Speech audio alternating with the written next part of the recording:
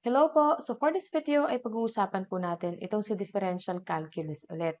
So dito meron po tayong function na f of x is equal to square root of x over 2 and this is raised to negative 2. So pag meron po tayong function na ganito, hindi po natin basta-basta mapapalabas si 2 dahil ito po ay meron tayong exponent na negative 2. So, ang gagawin po natin dyan ay i-distribute natin si negative 2, ayan, sa ating numerator at sa ating denominator. So, pag i-distribute natin siya, ang mukha niya ay magiging square root of x raised to negative 2 over 2 raised to negative 2.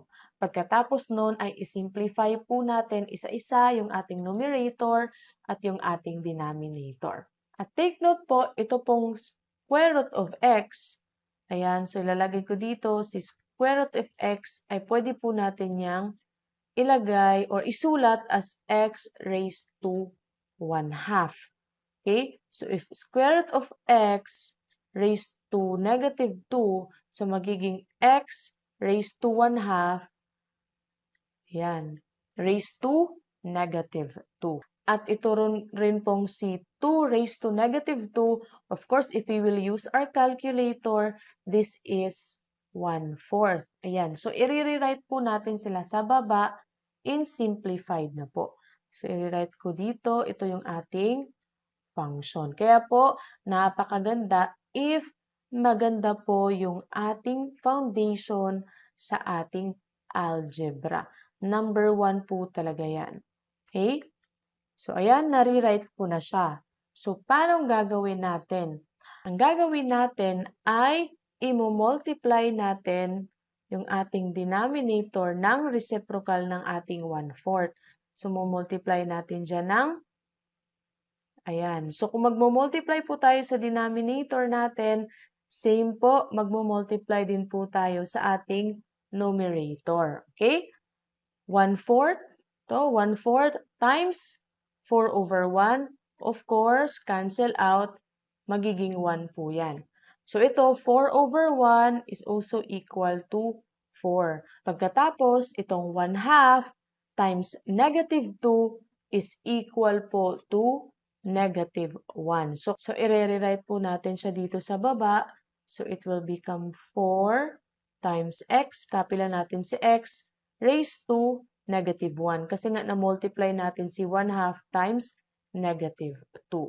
So, naging simple na lang po tingnan yung function natin. And now, we can derive the function using the power rule or yung power formula natin.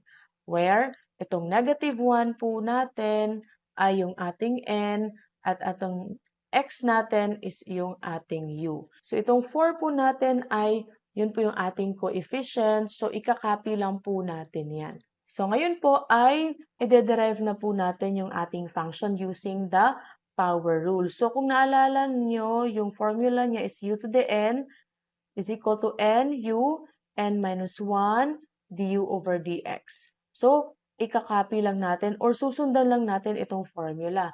Again, this is our n and this is our u. Itong 4 natin, ikakopy na lang po natin yan. So, magiging 4, copy. Yung n natin, ayan. So, ang n natin dito is negative 1. Ayan, tapos copy si x.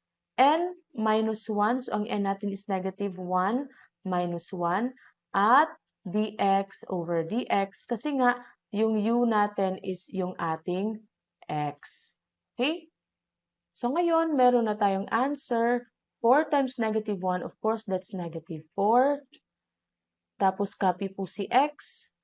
Tapos yung negative 1 minus 1 is negative 2. Ayan. Tapos dx over dx is equal to 1.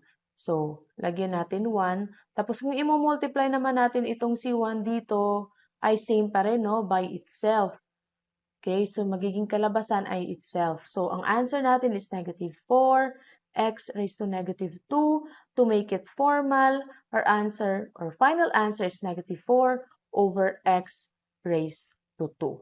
Again, if dadalhin natin itong x raised to negative 2 sa ating denominator, para po wala po tayong negative exponent, ay magiging positive po ang ating exponent. From negative 2, magiging positive 2 kasi nandito na po siya sa denominator. So again, our final answer is negative 4 over x squared.